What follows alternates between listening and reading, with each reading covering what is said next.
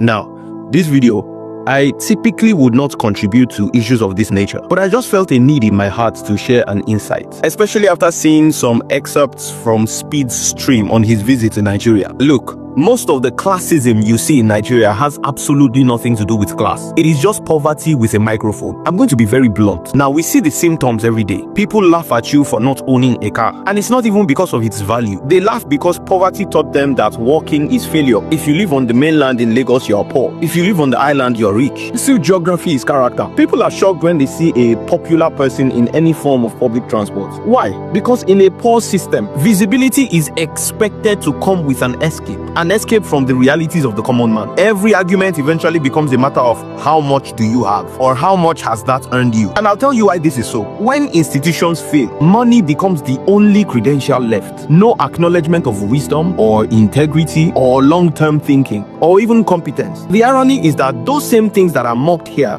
are seen as normal abroad by the same people. Now, let me tell you where this gets scary. The most dangerous thing about poverty is that it doesn't ever stay economic. After a while, it becomes psychological. Money is only the first casualty. Next is values, then morals, then perception. You see, when survival is threatened long enough, people stop asking what is right and start asking what works. That's how shortcuts become normal. That's how corruption becomes smart. In fact, a lot of what we call being street smart here is entrenched in fraudulent activities and dishonesty. And look, this is where Stockholm syndrome sets in. People begin to defend the very conditions that are hurting them. They will mock those who question the system. They will idolize proximity to power, even when that power is abusive. At that point, they have bonded with dysfunction. This is why bad systems are defended by the same people those systems fail. Oppression is rebranded as the way things are. At some point, suffering becomes familiar, and familiarity starts to feel like loyalty. This is a very painful video to make, because now I realize more than ever that our solution isn't just economic. There's the psychological stronghold to contend with, which is even more difficult. And I don't have the answers, but one thing I'll tell you is this: when you're trying to build or grow or think differently, understand this: you are not just fighting a lack of money. You are fighting a mindset that has learned to survive dysfunction and now resists change. Poverty empties the pocket, yes, but it also rearranges what people consider normal. And this is why breaking out from this kind of society is not so common. Because when you randomly release somebody who has spent their entire life in jail, freedom must initially feel foreign. And without proper mentorship, they are going back to jail. So if you disagree with me on this video, I get it. I understand. You are wiser now. Share this video, strengthen your people. Hello everyone. Oh my goodness, you just saw that video. Wow, it says everything, and it's just spot on when he said that classism that we have in Nigeria has nothing to do with class. It is poverty that has access to a microphone. The desperation Nigerians have, and that's why you have that I pass my neighbor. The other day I saw someone hold up a dress and she said, oh, the dress is so beautiful, she would have loved to wear it, to buy it, but too many people have it. How is too many people having something an issue for you, that something that you love and you know it will look good on you, you're not buying it just because too many people have it? People want to be able to show that they are more than their neighbor. And so that's why you see, even in our society today, a lot of people are trying desperately to show that the economy is not affecting them. You know, one of the things that really baffles me is when you see someone is sick, the person is not feeling fine, and the person is saying, oh, I'm strong. I'm like, it used to throw me off. I'm like, you are strong. How? You are sick, you're not feeling fine. But it's almost as if as much as if we deny something or we have an alternative. Come, I know people say faith, but come on, faith without works is dead. You can't be having faith and you're not doing anything about it. You just sit down. And so sometimes I just get baffled with it. And you see this thing where everybody is trying to prove that they are something. And you see that thing he said about working in Nigeria. They will ask you questions. People will be so, oh, hey, yeah, did something happen? They'll feel like, oh, you've lost all your fortune, that's why you're working. As if it's almost, how do I put it? Almost a crime for somebody to decide to work. And there's always that trying to show that you are more than the other one or whatever. And in recent time, you see how different things that are being done, different bogus celebrations, birthday parties have turned to competition.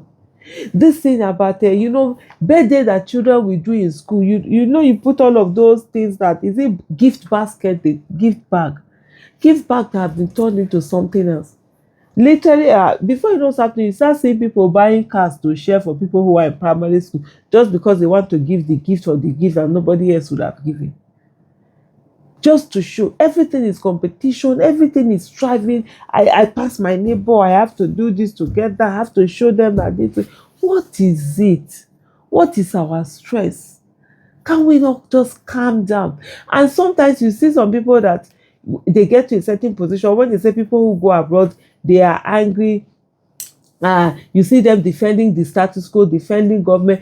The reason why they are defending all of this is because they want their hands to be on the upper end. They don't want you to enjoy what they are enjoying, so that when they come, you will worship them. You have nothing. I always say to people, I don't want to help people. I need people to not need my help. Sometimes the person who is helping you is not actually your friend indeed, who can be your worst enemy. They want you to be perpetually down so that they will continue to help you. Anything that brings you up, for you to be able to stand on your own, and you no longer need help, and you might even be the one also helping. They go after it. They are angry. People who have the capacity to be happy for you when you are achieving great things, they are great friends. They are. It's not everyone that, it's because you're achieving, they want to get something. So people don't want you. They would rather be the ones helping you. They'll always be there for you when you have any. But the moment you begin to achieve, they cannot stand your success. They cannot deal with your success. And it's really sad. The things that we're doing in this country, the way we're coming at each other, the way we think that, the more you're better than the other person, then the better your profile goes. Why? The question is why? Why are we always doing this? Why are we always behaving in this manner? What is it that you want to prove? If you are still in the place where you want to prove something, then you've not had it. For those who have it, there's nothing to prove. It is the one that does not have it that will be going all over the place. I want to show easy money, quick money, money na water, anyhow. But you see a lot of people that will tell you that for people who really earn their money, money no be water. Money no be water at all. It is not. And I think we really need to do better. And what's part of it all is when you even see parents teaching their children that everything is a competition. Come and take this picture so that you will show them. Come and do this so that you show them. It's such a competition that parents are putting their children through unhealthy situations. You see some people in the university, 12, 13, they are entering university. Some children, but in short, they only do 1 year or 2 years in primary school. Piaka, they've entered university because parents want to be able to have something to be to brag about, that their children finish law school at the age of 15 or 16 or 17. My child graduated at such a young age. That has now become something that people are bragging about, and it's almost a competition. And the people will put their children through whatever just for them to be able to have something to brag about. We need to do better, my fellow citizens. Thank you for watching.